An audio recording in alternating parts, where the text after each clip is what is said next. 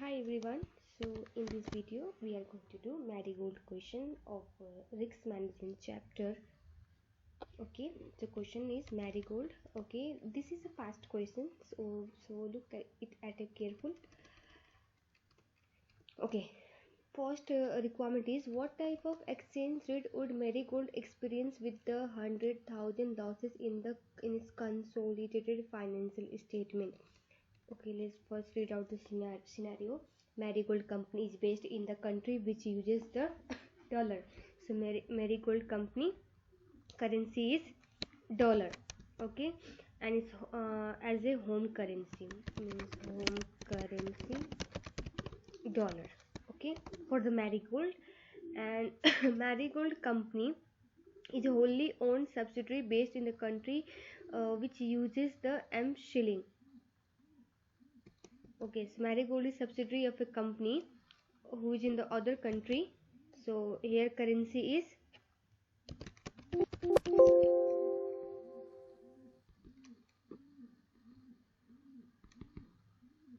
just wait.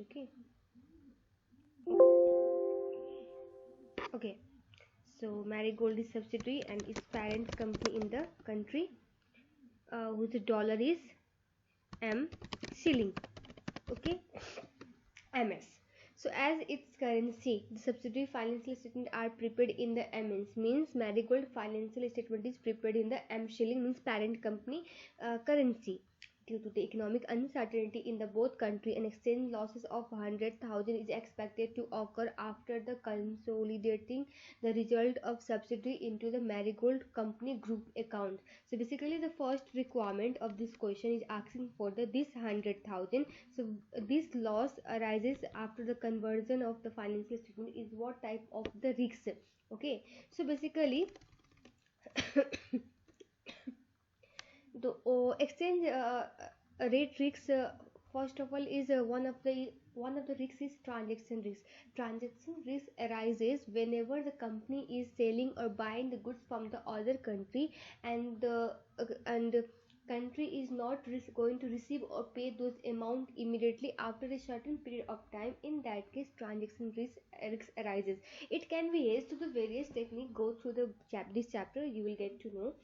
And other risk is the economic risk. Economic risk means change in the value of business over a period of time. It can be directly or indirectly. For example, जैसे कि आपका एक कोई आपका currency depreciate appreciate हो गया. Okay, and या फिर ऐसे एग्जाम्पल, हाँ ओके, एप्रिशिएट हो गया आपका करेंसी जिस पे आप ट्रांजेक्शन कर रहे हो कस्टमर से. इन that case the customer who is buying the goods from you, उनके लिए तो ये सामान महंगा हो गया ना, तो दैट्स वाई एक ये रिक्स आया यहाँ पे. और इनडायरेक्टली देखो, फॉर एग्जाम्पल जो कंपिटिटर का करेंसी डेप्रिशिएट हो गया, तो ऑब्वियसली आपका कस्टमर क्या होगा, वहाँ पे शिफ्ट हो जाएगा ना, उसकी और बाई करने की कोशिश करेगा, बिकॉज उसका तो करेंसी डेप्रिशिएट हुआ है. So here this is the indirect risk, so this is the economic risk. ठीक है, इसको आप long term transaction risk also कह सकते हो. सो this is the what the economic risk. Other risk जो हमारा बचता है, translation risk means when ever the financial statement is converted from the one currency to other, in that case transaction risk arises. Basically ये cash based नहीं है, बस ये account paper based ही risk है. हाँ, और ये आपको शेयर होल्डर को भी इम्पैक्ट नहीं करेगा. कब इम्पैक्ट करेगा, जब आपका सब्सिडरी बेच रहे हो, इन that case it will impact the share holder wealth. ठीक है, ऐसे अदरवाइज नहीं करेगा इम्पैक्ट. तो बेसिकली जो 100 लॉसेस आ रहे हैं $100,000 का, is because of conversion of the financial statement from one currency to other. So this kind of risk is called as a translation risk. Okay, और पॉलिटिकल रिस्क ऐसा कुछ हम लोग ने पढ़ा ही नहीं है, वो तो बस पॉलिटिकल डिसीजन की वजह से जो भी लाइक इम्पैक्ट है कि नहीं. So if Marigold use forward market to hedge the MS receipt, what amount will be received? Okay, so बाकी के क्वेश्चन पढ़ते हैं. यहाँ तक किया था. Marigold is expected to receive MS 300,000, means Marigold क्या हो रही है, ये रिसिप्ट करेगी, and amount is 300,123 MS. MS मतलब M shilling, इसी के ब्रैकेट में डाल देते हैं MS. ओके, ओके, ये हो गया आपका। आफ्टर दैट कितने महीने में, टाइम पीरियड भी लिखना इट्स वेरी इंपॉर्टेंट, ठीक है, अदरवाइज होल कैलकुलेशन रॉन्ग। 3 महीने में। And with its wishes to protect against exchange rate movement. Up now the Marigold is wants to protect the exchange rate risks against this amount. So basically, as I told, the basic rules, like if the foreign currency depreciate, in that case आपका payment will be favorable, receipt will be adverse. अगर foreign currency appreciate, in that case receipt will be favorable and payment will be adverse, ठीक है। तो यहाँ पे हम लोग receive कर रहे हैं, और ठीक है, और 3 महीने के टाइम में। एंड द क्वेश्चन हम लोग को spot rate, 3 month forward rate, money market rate, annual deposit सब दिया है। But what the question is asking, question is asking the forward market use करके कितना अमाउंट रिसीव होगा नियरेस्ट डॉलर में कैलकुलेट करने को। तो फॉरवर्ड मार्केट का रेट लेंगे। अब यहाँ पे कभी कभी क्वेश्चन में sometime it might give you 1 month forward rate और 3 month forward rate. Just be sure कि जितने मंथ में आप रिसीव करने वाले हो उसका फॉरवर्ड रेट लेना। And we are going to receive in the 3 month, and the 3 month forward rate is also given. और दूसरा चीज अब देखना है ये डायरेक्ट कोट है कि इनडायरेक्ट कोट है ठीक है। और उससे पहले ये देखना है we are going to receive means we will sell the currency. Sell कैसे करेंगे हम लोग, बैंक का नहीं, हम लोग कैसे करेंगे, हाई पे। और ये चीज याद रखना है, हाई। अब देखना है हम लोग कि ये डायरेक्ट कोट है कि इनडायरेक्ट कोट है। अब कैसे पता चलेगा, अगर पर यूनिट होम करेंसी है, इन that case it is indirect coat, वहाँ पे हम लोग को डिवाइड करना होगा। अगर पर यूनिट फॉरेन करेंसी है which is direct quote, and in that case we have to multiply, और हायर रेट नहीं लोअर रेट लेंगे। This is what the basic difference. इतना आपको मतलब लाइक ये बेसिक चीजें you have to remember this. Okay, once again I will repeat, you have to say this is a direct quote or indirect quote. And how do we know that? First of all, if the per unit currency is home currency per unit currency is home currency, it means it is indirect quote, and we have to divide भी कैसे करेंगे, in case of receipt higher जो quotation होगा which will be the selling rate and lower will be buying indirect में, but direct में उल्टा होता है, ठीक है। पर यूनिट अगर फॉरेन करेंसी इट मीन्स वो डायरेक्ट है, और डायरेक्ट में क्या करेंगे मल्टीप्लाई, और मल्टीप्लाई के केस में हमारा जो सेलिंग रेट होगा that will be the lower. Okay, ये चीज याद रखना है। सो नाउ ये हमारा क्या है, पर यूनिट डॉलर है, एंड होम करेंसी क्या है, dollar. It means it is indirect code, means हम लोग डिवाइड करेंगे। अब डिवाइड किस पे, we will take the high rate in the forward rate, which one is higher, 1.115। So basically अब यहाँ पे हम लोग क्या करेंगे, ये अमाउंट लेंगे and divide by 1.1125।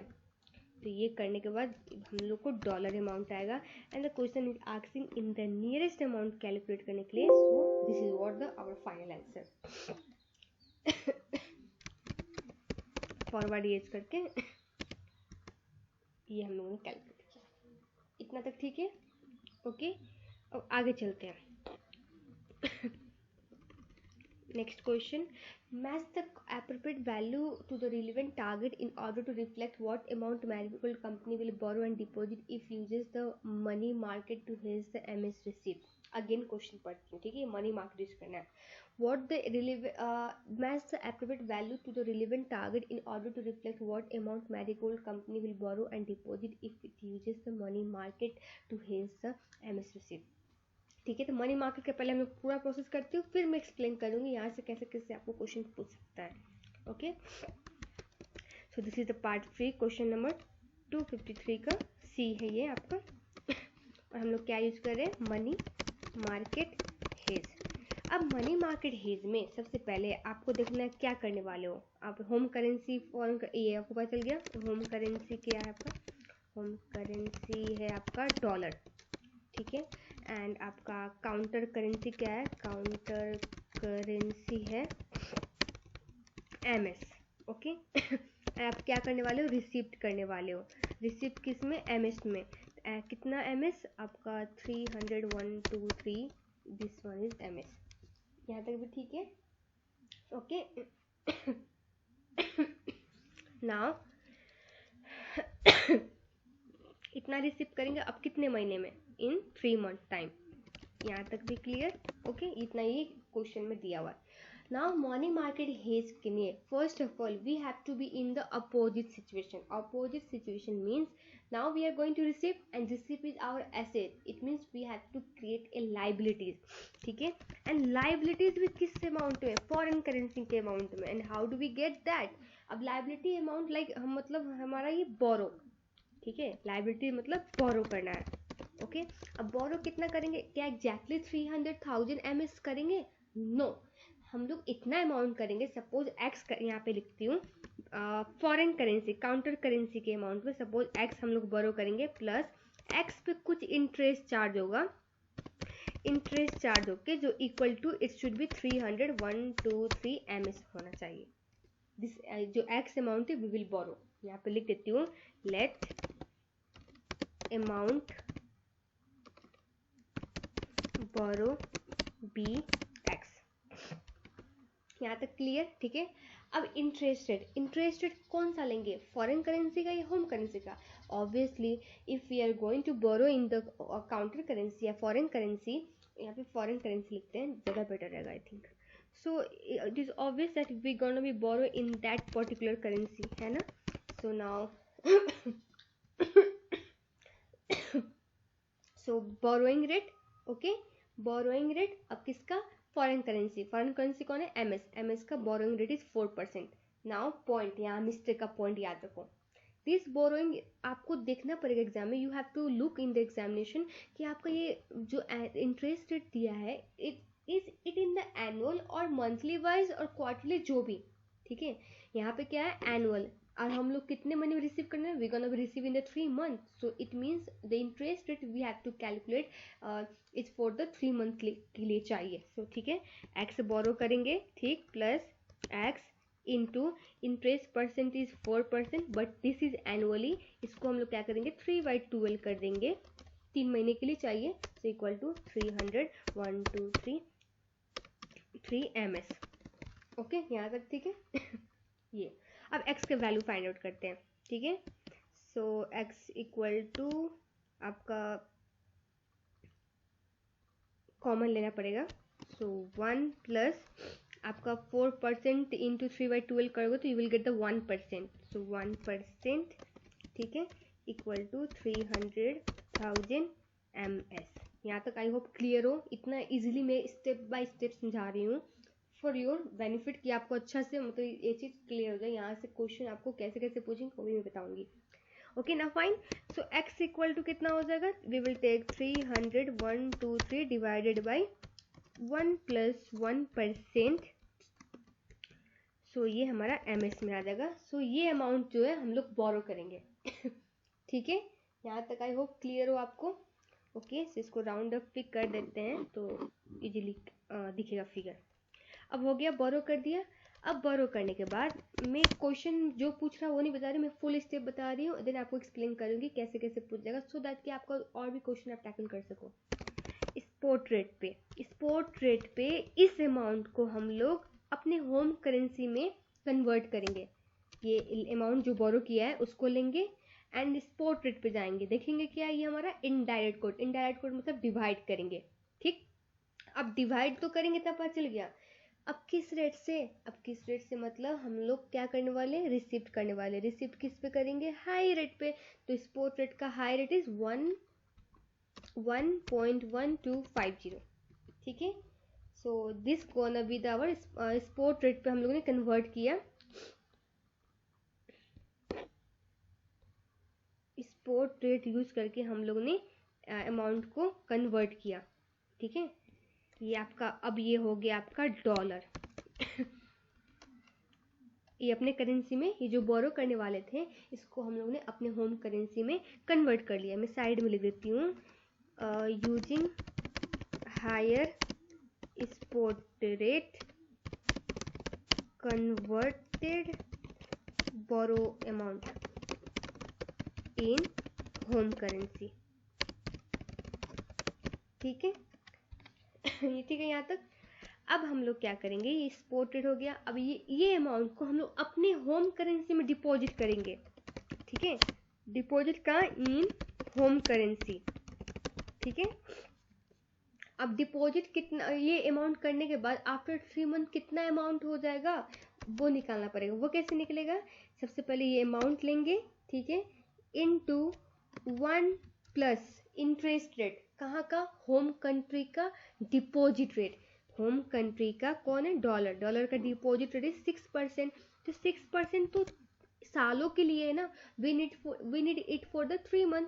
So now 3 divide by 12 कर दूंगी, तो आपका ये ये अमाउंट एग्जैक्टली आ जाएगा कि हम लोग आफ्टर डिपॉजिट करने के बाद होम करेंसी में हमारा 3 महीने के बाद वैल्यू कितना होता है।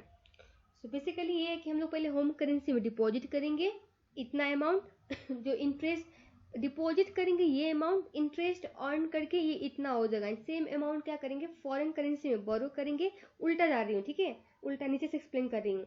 हम लोग इतना अमाउंट हम लोग अपने होम करेंसी में डिपॉजिट करेंगे, उस पर इंटरेस्ट अर्न होके ऑल टुगेदर इतना अमाउंट हो जाएगा। इतना अमाउंट होने के बाद हम लोग क्या करेंगे, उतना कन्वर्ट करके बोरोइंग करेंगे फॉरेन करेंसी में, एंड बोरो करेंगे, उसके बाद जो इंटरेस्ट वगैरह पे करके हम लोग को ऑल टुगेदर इतना अमाउंट हो, हम लोग नेट ऑफ कर देंगे ट्रांजेक्शन को, डिपॉजिट एंड बोरो। पढ़ा होगा आप लोग ने। सो उतना डिटेल में ना जाए, सिंपली मैं प्रोसेस बता दे रही हूँ मनी मार्केट हेज का कैलकुलेशन कैसे करेंगे।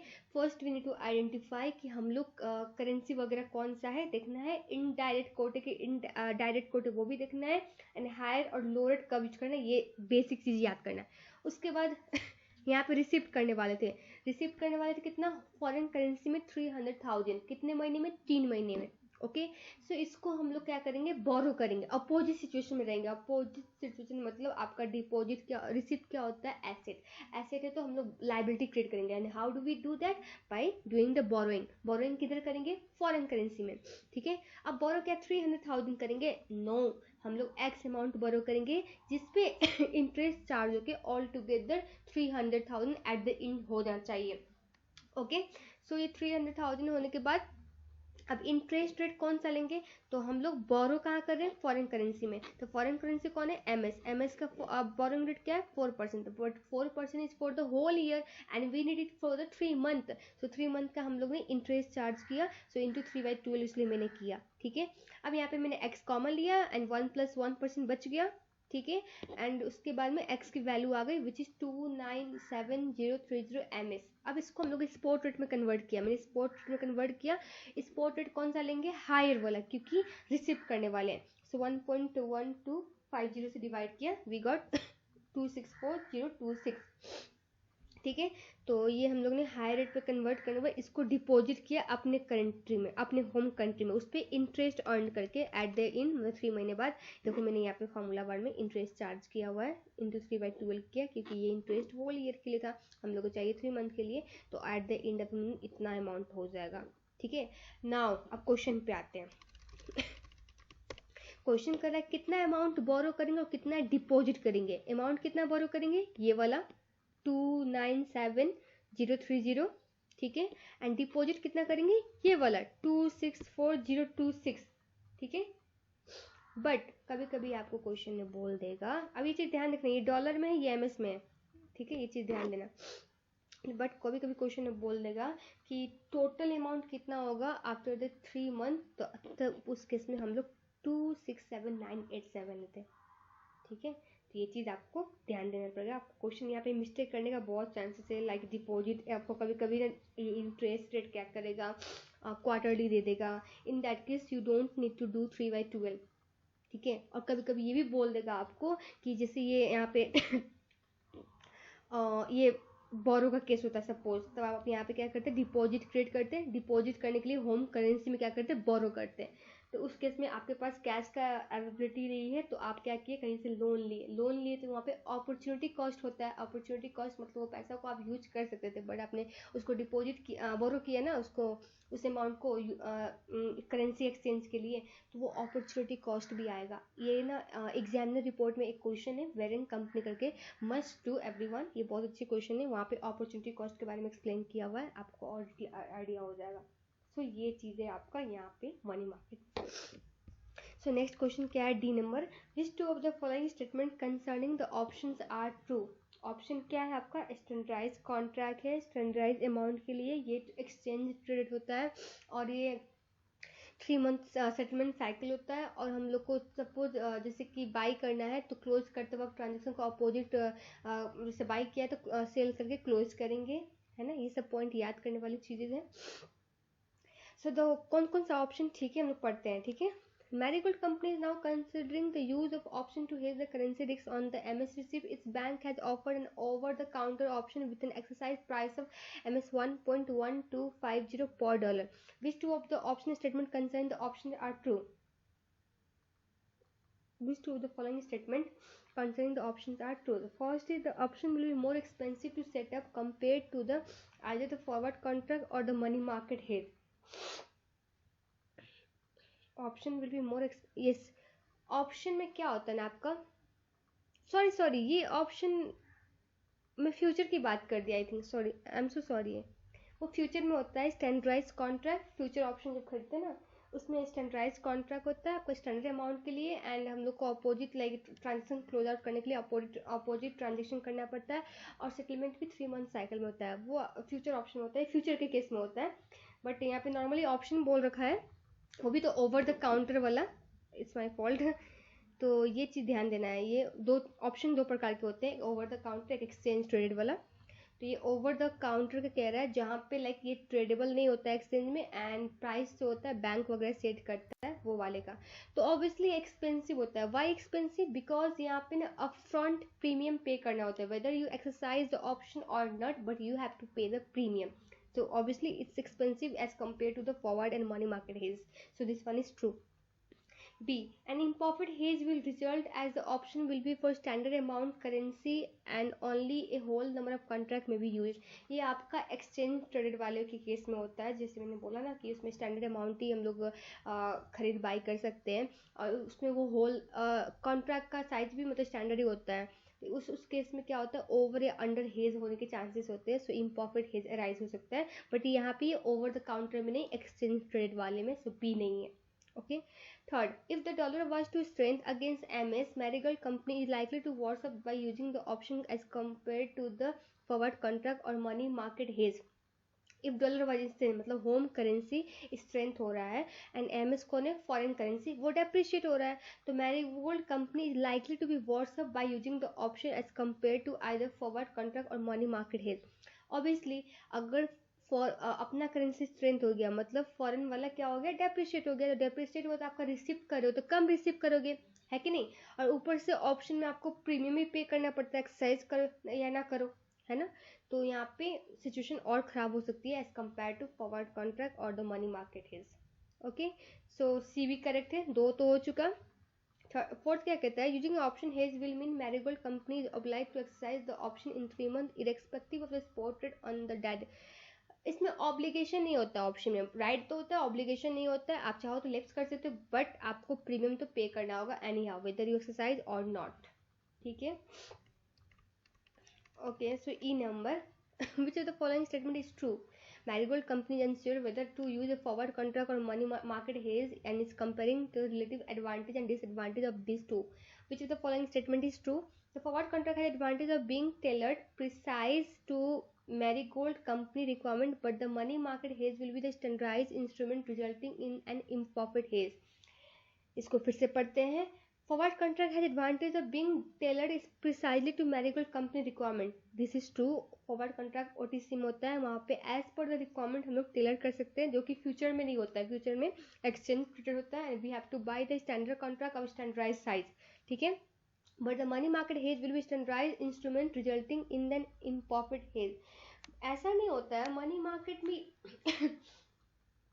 लाइक स्टैंडर्डाइज नहीं होता है मनी मार्केट, सो दोनों आई थिंक ओटीसी ही होता है, so this is also, this is false, आधा ट्रू है आधा फॉल्स है, सो फॉल्स ही कहेंगे। B, the forward contract will result Marigold company receiving the dollar equivalent to MS receive in 3 month time, whereas money market hedge will provide Marigold with dollar receive today. Obviously हम लोग ने देखा forward market में क्या किया था, हम लोगों ने 3 मंथ का फॉरवर्ड रेट लेके कन्वर्ट किया था, वो जो कि 3 मंथ के लिए रिक्सेज कर रहे हैं, बट मनी मार्केट में हम लोग ने स्पॉट रेट पे आज के रेट में कन्वर्ट कर दिया, और आज के रेट में क्या हुआ, डिपॉजिट कर दिया होम करेंसी में, सो दिस इज द ट्रू, ठीक है। थर्ड क्या कहता है, the forward contract will result in the effective rate of exchange being fixed, whereas money market hedge will allow Marigold to benefit from the favorable movement in the exchange rate. The forward contract will result in the effective rate of exchange being fixed, whereas money market hedge will allow to benefit from the favorable movement in the exchange rate. एक second हाँ.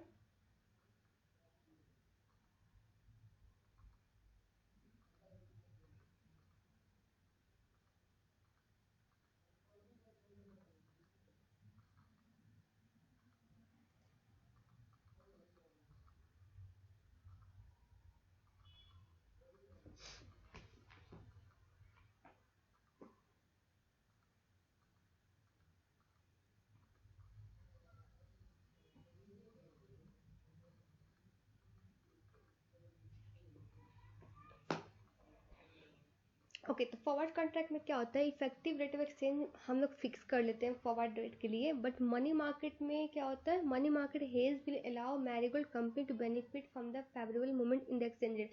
यहाँ पे benefit कैसे हो लगे, आप तो आज के रेट में ही कन्वर्ट कर रहे हो ना, क्या फेवरेबल क्या, आप मान लो कि मुझे मनी मार्केट मैंने यूज़ किया, ठीक है, तो यहाँ पे तो क्या हुआ, ये फॉरवर्ड रेट की बात कुछ आती नहीं है, हम लोग आज के रेट में इसको कन्वर्ट कर लेते हैं. तो ऐसा थोड़ी कि फेवरेबल ही रहेगा, आपका एडवर्स भी हो सकता है ना आफ्टर कुछ वो 3 महीने बाद. तो this is also not true. D, a Marigold company will be obligated to fulfill the forward contract in 3 month time, whereas money market hedge could be traded on exchange to another party before settlement. ऐसा कुछ नहीं है, ठीक है. Forward contract money market both are sames, but money market जो है ना complex है, लाइक कैलकुलेशन. जैसे अभी देखा आपने, होम करेंसी लिया, उसको बोरो करना है, रिसिप्ट है, तो उसके बाद इंटरेस्ट रेट का झमेला. सो बोथ आर सेम, दोनों एक्सचेंज ट्रेड नहीं होता है, ठीक है. So this is also false. Okay, इस वीडियो में यही तक करते हैं. नेक्स्ट वीडियो में we will do the next questions. Okay.